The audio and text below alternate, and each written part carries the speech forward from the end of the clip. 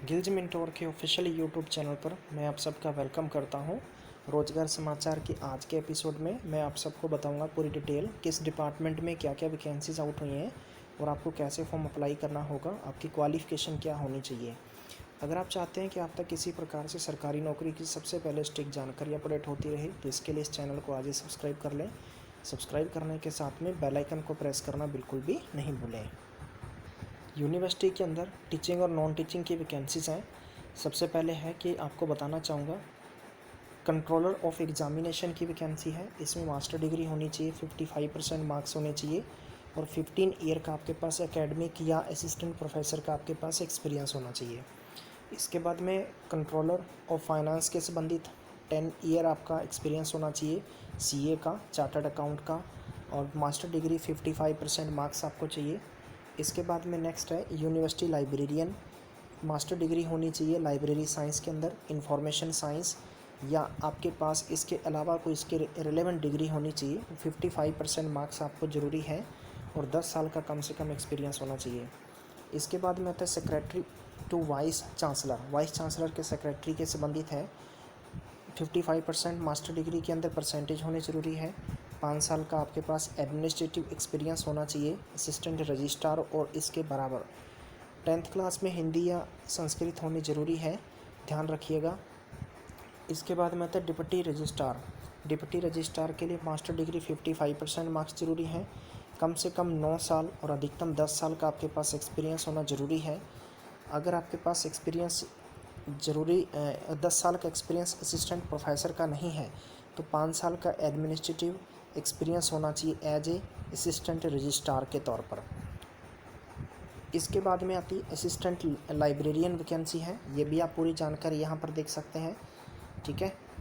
इसके बाद में आता है असिस्टेंट रजिस्ट्रार। रजिस्ट्रार के लिए 55% मार्क्स आपके पास होने चाहिए मास्टर डिग्री में और आपको 5 साल का एक्सपीरियंस आपके पास होना चाहिए और आपको कंप्यूटर का नॉलेज होना चाहिए और 10th क्लास के अंदर आपने हिंदी और संस्कृत 10th में पास होने की ज़रूरी है। इसके बाद में ई स्टेट ऑफिसर, ठीक है, बैचलर डिग्री होनी चाहिए, सिविल, मैकेनिकल, इलेक्ट्रिकल इंजीनियर, और इसमें 60% आपके पास मार्क्स होने चाहिए। 2 साल का इसके बराबर एक्सपीरियंस होना चाहिए, कंस्ट्रक्शंस, मेंटेनेंस या इसके बराबर जो भी आपने डिग्री कर रखी है। कंप्यूटर का नॉलेज होना ज़रूरी है, 10th में हिंदी और संस्कृत ज़रूरी है पास। इसके बाद में SDE सिविल के अंदर आपके पास बीटेक का होनी चाहिए, 60% कम से कम मार्क्स होने चाहिए, 10th में हिंदी या संस्कृत पास होना चाहिए और कंप्यूटर का नॉलेज होना चाहिए। इसके बाद में SDE इलेक्ट्रिकल की वैकेंसी है, सेम क्वालिफ़िकेशन रहेगी आपकी। और इसके बाद में कंप्यूटर इंजीनियर, कंप्यूटर इंजीनियर के अंदर कंप्यूटर इंजीनियर हार्डवेयर, सॉफ्टवेयर और नेटवर्क मैनेजमेंट। तो आपको बताना चाहूँगा कि बीटेक होनी चाहिए हार्डवेयर के लिए, 60% मार्क्स यहाँ पर ज़रूरी हैं, आप देख सकते हैं ऊपर, ठीक है गाइस। 60% मार्क्स आपके ज़रूरी हैं, यस। तो 60% मार्क्स आपके पास ज़रूरी है, 2 साल का आपके पास एक्सपीरियंस होना चाहिए, 10th क्लास में मैट्रिक के अंदर संस्कृत या हिंदी पास होनी ज़रूरी है।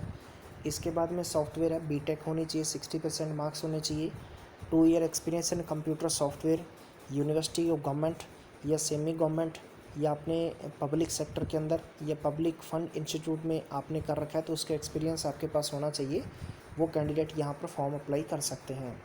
इसके बाद में आता है 12 नंबर पे लॉ ऑफिसर हैं और उसके बाद में प्राइवेट असिस्टेंट। प्राइवेट असिस्टेंट के लिए आपके पास बैचलर डिग्री होनी चाहिए, 50% मार्क्स होने चाहिए, 5 साल का आपके पास एक्सपीरियंस होना चाहिए, ठीक है। एज ए स्टेनोग्राफर किसी भी इंस्टीट्यूट या अपने यूनिवर्सिटी या एग्जामिनेशन बॉडी के तौर पर। कंप्यूटर का नॉलेज होना चाहिए, 10th क्लास के लिए में आप में हिंदी और संस्कृत पास होनी ज़रूरी है। जेई सिविल में आपके पास बीटेक होनी चाहिए 60% के साथ, और इसके बाद में है इलेक्ट्रिकल जेई, फिर है जेई मैकेनिकल, और इन सभी की क्वालिफ़िकेशंस आप स्क्रीनशॉट ले सकते हैं। और मैं आपको यही बताता हूँ हमेशा, फॉर्म भरने से पहले एक बार नोटिफिकेशन ज़रूर पढ़िएगा, बल्कि आप मेरे साथ बने रहिएगा, मैं आपको पूरी डिटेल दिखाऊंगा कि आप कैसे और किस तरह से अप्लाई कर सकेंगे। क्लर्क के लिए 40% आपके पास ग्रेजुएशन में मार्क्स होने चाहिए और आपकी स्पीड होनी चाहिए टाइपिंग के लिए। बता देना चाहता हूँ कि यहाँ पर कहा गया है कि written test will as well as the computer typing test speed होनी चाहिए 25 से 35, हिंदी और इंग्लिश दोनों में आपके पास होनी चाहिए, ठीक है। और 10th क्लास के अंदर आपके पास हिंदी और संस्कृत पास होनी चाहिए। और पीएन की वैकेंसी के लिए आपके पास मैट्रिक में 35% मार्क्स होने चाहिए और आपको 10th क्लास में नॉलेज होना चाहिए हिंदी और संस्कृत का। ये जो वैकेंसीज़ हैं ये Pandit Lakshmi Chand state university of performing and visual arts Rohtak में वैकेंसीज निकली हैं। अब मैं आपको दिखाता हूँ कि आपको फॉर्म कैसे भरना है। इसका लिंक मैं आपको दे दूँगा, ठीक है। आपको क्या काम करना होगा गाइस, सबसे पहले इसकी ऑफिशियली वेबसाइट पर आना है। ऑफिशियली वेबसाइट पर आपको आकर आपको यहाँ पर एडवर्टाइज दे रखी है, यहाँ पर इंपॉर्टेंट इंस्ट्रक्शंस हैं, क्वालिफ़िकेशन है और यहाँ पर सिलेक्शन क्राइटेरिया और यहाँ कॉन्टैक्ट कर सकते हैं। आपको दे रखा है ना यहाँ पर रजिस्टर फॉर ऑनलाइन एप्लीकेशन, तो यहाँ पर आपको रजिस्टर करना होगा। उसके बाद में जो आईडी मिलेगी फिर लॉगिन करके आप फर्दर प्रोसेस इसकी अप्लाई कर सकते हैं। अगर आपको ये जानकारी अच्छी लगी तो प्लीज़ आगे लाइक और शेयर करना नहीं भूलें। Thank you so much. मैं मिलूँगा नेक्स्ट अपडेट में, तब तक ख्याल रखिएगा। Take care, bye bye.